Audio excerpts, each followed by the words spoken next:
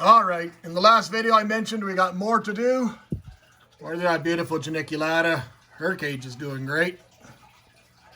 And Psiopubescens, the green bottle blue. This one we do have to redo, but there's nothing wrong with the cage per se. All I want to do is I want to raise everything up. So we're going to be completely redoing her cage too. We've already seen the beautiful Nandu Tripepii when we did her cage.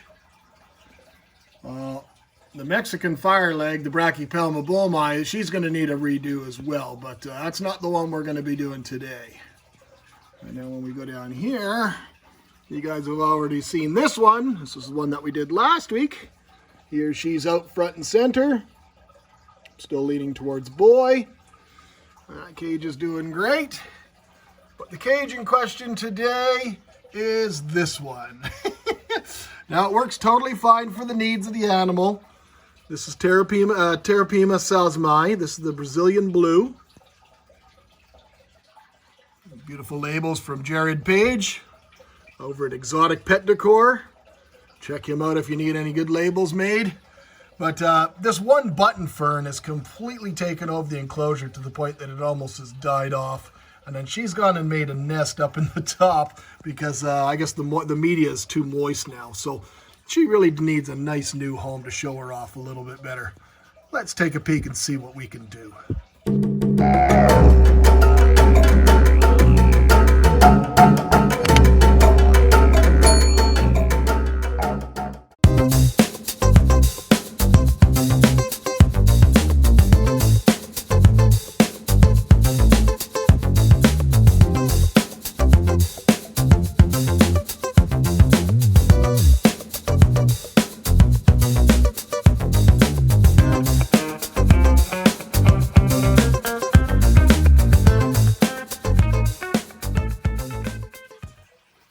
Well, this one's all dried, cured overnight, nice and firm, all nice in place.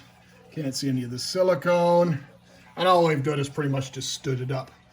But this is the one that we saw build, and we built this one for the Pteropima salzmai. She's going to use this hide probably more than likely.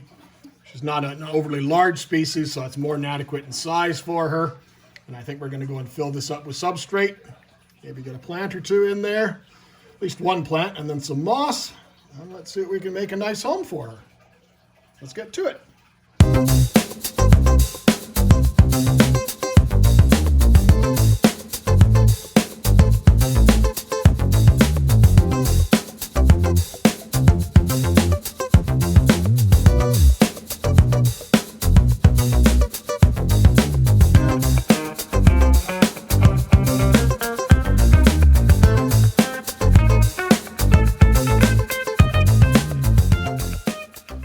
Well, let's see how challenging it's going to be.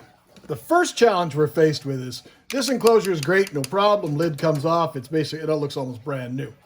This is a Zoo Med enclosure that has the full single door versus an Exoterra. Now this Exoterra is actually a used Exoterra, and the lids, the clips on all the top were all broken away. So the lid is actually siliconed in place. Now I could go and tear that all away, but it's going to be a little bit more challenging to get her out of here, short of taking that off. Here she is here, sitting up here amongst her tree. And yeah, she wants no part of that whatsoever. So we're going to see if we can get her into this bottle. Maybe better if we get the bigger bottle. Be a little bit more flexibility. All right, we got our bigger bottle. Where's she gone to? Is she back in the same spot as she was before? Nope, yep, she's back there still. All right, let's see if we can push this plant over a little bit. It's not the easiest to even see in this enclosure. Maybe the thing we'll do is give her a little bit more light.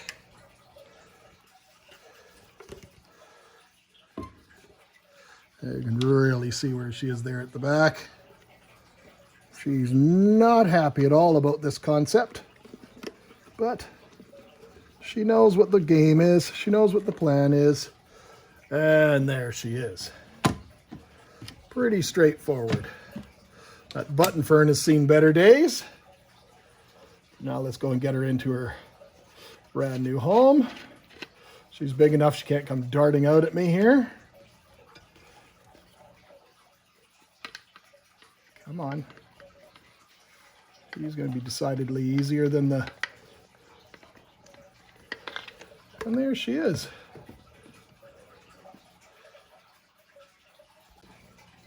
Let's see if we can bring her out closer to the front.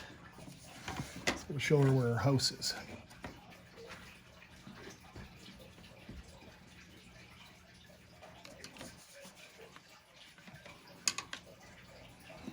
Not an easy spot to get to.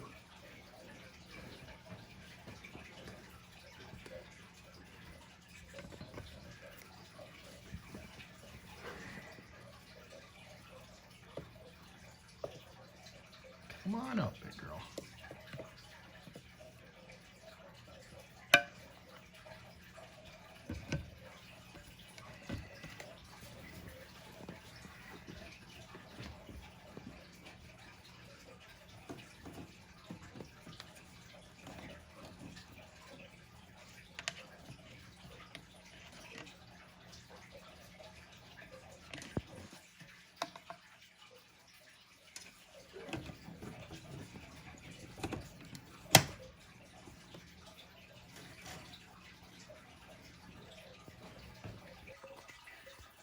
Last little touches we got to do, we got to take care of before we're done, is we got to take care of the water dish. Now, you guys have seen me, I've used these in a lot of enclosures, but they really stick out like a sore thumb. These are just the tops off of our 4-liter milk jugs, but they work really, really well for the purpose. But when you're trying to make a little bit more natural looking environments, I really like these ones. They're relatively inexpensive. They're from a company out of the UK called Komodo. They're sold as a worm dish. I can buy them here in Canada. They're only a few bucks, but they got a nice curved edge, but they're brown and they kind of blend into the surroundings a little bit better. So I tend to really enjoy using them. I think they're not as obtrusive as something bright blue in a beautiful enclosure. Get some water in there.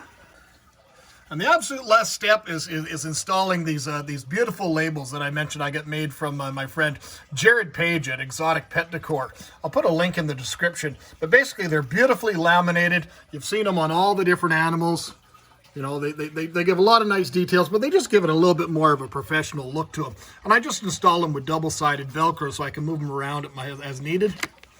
You know, the Zoom Ed enclosures are not as deep as say the Exoterra ones, but the labels still fit nice and clean. And if you ever have to move them or change an enclosure, they just tear right off. And you can move them around. Well, there she is, all front and center. We're just going to leave her alone now. Let her settle in. What an incredible spider. Hopefully she'll enjoy this beautiful new enclosure. So as always, my friends, thank you kindly for watching. If you have any comments, ideas, thoughts, please leave me a little note in the comment section. If you like this video, give me a thumbs up. And hopefully you'll subscribe for all the future content. Take care.